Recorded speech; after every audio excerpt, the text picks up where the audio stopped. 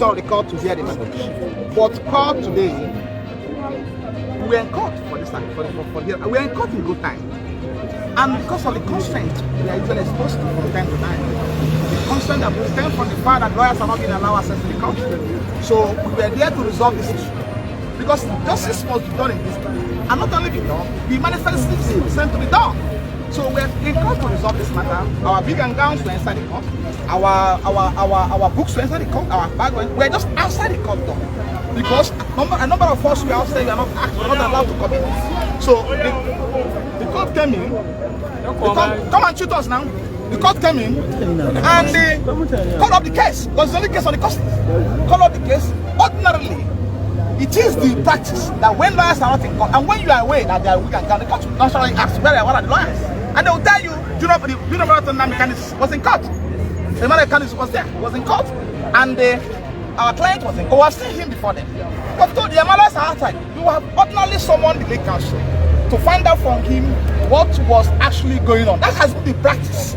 So in a civilized society, that has been the practice in this country actually. I've not witnessed a situation whereby court will call in and call a case when lawyers in court in the matter were outside the court door. I've not seen such thing. So and when we were told that the court was about to proceed, we now struggle to go inside the court, the local stand. We are knocking at the door, the local stand, only for us to be told that the court called our client, called the prosecutor, and have a discussion with them in open court. So, taking us back to what happened on 26th of June, 2021, when he was talking to court with reference to us, and allowed to address the court. So, it's a clear case of denial of fair hearing. So, and the height of privacy of justice. This is what you are seeing now.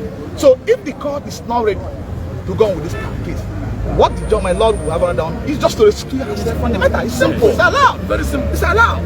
Instead of going about this way, because from what is playing out today, I don't think that the legal team, as we are today, still have implicit confidence in the court to take care of this case. Exactly. We don't have confidence in the court again to go on with this case. And we're going to activate relevant administrative process to ensure that the right thing is done. And this case, I can assure you today, this case will not get to January. It was the hard, and here the hardest. Just to see, we must activate the process to ensure that the matter is come up this hard this week. He has not committed any offense to law. We have informed the world, filed our solid objection to the charge, that the 7-count amended charge filed against Nnamdi Kanu is as empty as what one can never imagine. It's as empty as what one can never imagine. It's a worthless paper before the court. And we have filed a strong objection to challenge.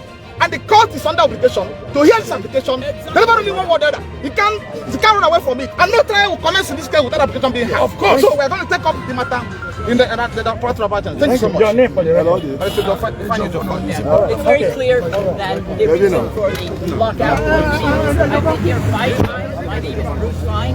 I'm an international lawyer who represents Nnamdi Kanu from the United States. It was clear today that they were, when the lawyers were entering the courtroom, when I was there, they said, no, Mr. Fine, you can't enter. It's clear that the 5th time this has happened to me, despite the court order authorizing Nnamdi Kanu to see any lawyers of his choice without any inhibition whatsoever. It's a flagrant violation of international law. The Nigerian constitution describes an accused of right of access to counsel. It's very clear every single day that Nnamdi Kanu is being detained is another violation of international law. He's being punished in solitary confinement. There's never been any hearing whatsoever. Never been a finding that he did anything guilty whatsoever. And here he is. Now we have a scheduled hearing in January, 6 months of punishment before you even have a trial. Think of that. That's Alice in Wonderland. Sentence first, verdict afterwards. This case is going to go to an international forum. I'm taking the case to Geneva, the Working Group on International Arbitrary Detention, the International Criminal Court, and the International Court of Justice in The Hague, the United States Congress, to make clear that the Nigerian judiciary cannot be trusted. Sanctions are necessary in order to bring it into conformity with due process of law. And until that happens, Nigeria will be a pariah state. It will be a failed state. And I want to underscore to the Nigerian judiciary, you're not immune from criminal prosecution like the Nazi judges weren't either. You participate in the flagrant violation of human rights, you'll be charged with crimes against humanity at the ICC, and I can guarantee that because I'm going to do it. My name is Bruce. Bruce Fine. Bruce Fine for record. Bruce Fine. Bruce Fine for record. Bruce Fine for record is a former deputy attorney general of the United States of America. Speaking to you. Yes. And a lawyer to Nnamdi Kanu and IPOB in the United States of America. Fine, right? F-E-I-N.